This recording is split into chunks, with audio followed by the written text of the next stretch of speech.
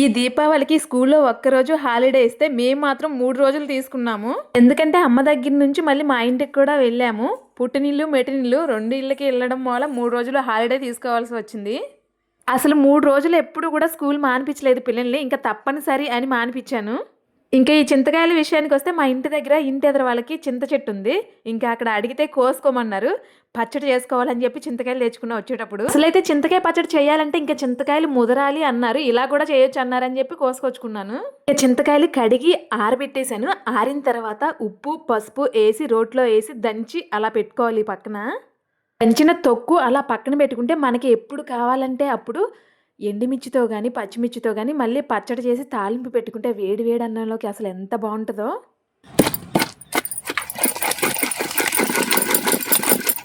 ఇంటికొచ్చిన తర్వాత పెద్ద రోలు లేదు నాకని చెప్పేసి అమ్మ దగ్గర ఉండగానే ఇలా నూరేసి తెచ్చేసుకున్నాను. ఇంకెప్పుడు కావాలంటే అప్పుడు తాలింపు పెట్టుకోవచ్చని. మీలో చింతకాయ పచ్చడి అంటే ఎంతమందికి ఇష్టమో కామెంట్ చేయండి. అలాగే వీడియో నచ్చితే కాస్త సబ్స్క్రైబ్ చేసుకోండి.